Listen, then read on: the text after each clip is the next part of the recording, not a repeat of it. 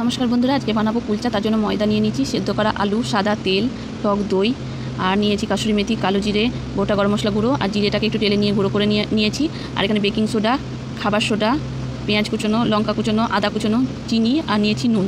আর তার মধ্যে এবার মেখে নেব ময়দাটাকে। তো আর হ্যাঁ, আরও নিয়েছিলাম লঙ্কার গুঁড়ো, আর এটা হচ্ছে আমচুর পাউডার। তো ময়দাটাকে মাখার জন্য নিলাম নুন, আর নিয়েছি চিনি, আর বেকিং সোডা, বেকিং পাউডার, খাবার সোডা।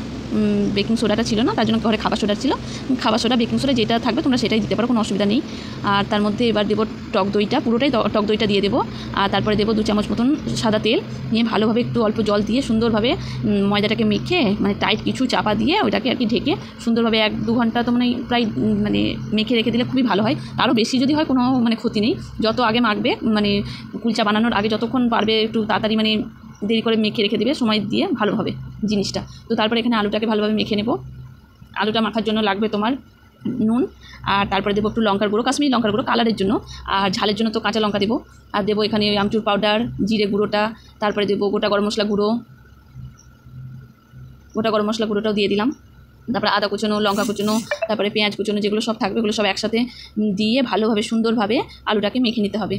আর প্রথমবার বানালাম, যদি কিছু ভুল ত্রুটি হয়ে থাকে তো ক্ষমা করে দেবে, কারণ প্রথমবার বানালাম তো আর কেমন হয়েছে না হয়েছে বলতে পারছিলাম না। তারপর খেয়ে দেখলাম তো টেস্টটা তো খুব ভালোই হয়েছে। দেখতে হয়তো ভালো হয়নি, যতটা সুন্দর চেয়েছিলাম ততটা হয়তো সুন্দর হয়নি, কিন্তু খেতে খুব ভালো হয়েছিল। তো এখানে ময়দাটা রাখা রয়েছে, এবার এটা ময়দাটাকে লেচি করে নেব। আর দেখতেই পাচ্ছ বেশ, আমি এটা আচমকা ফট করে আর কি বানালাম, তো একটু যদি আর একটু রাখতাম তো আমাদের ময়দাটা আরও ভালো হতো। তো যাই হোক, অল্প সময়ের মধ্যেই করা, প্রথমবার করছি। আর এখানে ছোটো ছোটো করে বেশ তোমাদের আর কি যতটা ইচ্ছে মতন হবে সেরকমভাবে আর কি লেচিটা করবে। তো তারপর তোমাদের ইচ্ছে মতন লম্বাও বেলতে পারো, গোলও বেলতে পারো, যেরকম ইচ্ছা তোমাদের আর কি সেরকমভাবে সুন্দরভাবে বেলে নেবে। আর এখানে চাটু বসিয়েছিলাম, চাটুর থেকে একটা কড়াই ছিল ননস্টিকের, ওই কড়াইটা বেশ ভালো হয়েছিল। চাটুটাকে নামিয়ে আবার কড়াইয়ে করে করলাম, তো ভালো হয়েছিল। ফার্স্টের দিকগুলো একটু এরকম লেগে যাচ্ছিলো, কিন্তু লাস্টের দিকে কুলচাটা বেশ সুন্দর হচ্ছিলো। তার মধ্যে একটু জল দিয়ে এরপরে কালো জিরে, সাদা তিল, তারপরে তোমার যদি থাকে যে কী বলে এটাকে, ধনে পাতা বা কাসুরি মেথি যেটা থাকবে সেটা দিয়ে সুন্দরভাবে হালকা করে বেলে নিতে হবে। তারপরে কড়াইটাকে ভালো করে গরম করে অল্প জল দিয়ে কুলচাটাকে দিয়ে ঢাকা দিয়ে দিতে হবে। তারপরে আস্তে আস্তে বাটার হোক, ঘি হোক, অল্প অল্প করে ব্রাশ দিয়ে বা চামচে বা খুঁজিতে যাই হোক একটু তেল দিয়ে, ঘি বা বাটার দিয়ে সুন্দর করে একটু হালকা হালকা করে ভেজে নিয়ে পরিবেশন করুন। তা আজ রাতে হয়েছিল আবার তারকা আর কুলচা, আজকে রাতের রেসিপি। তো ভিডিওটা কেমন লাগলো প্রথমবার, তো কেমন লাগলো কমেন্টে অবশ্যই জানিও। খেতে তো খুব ভালোই হয়েছিল।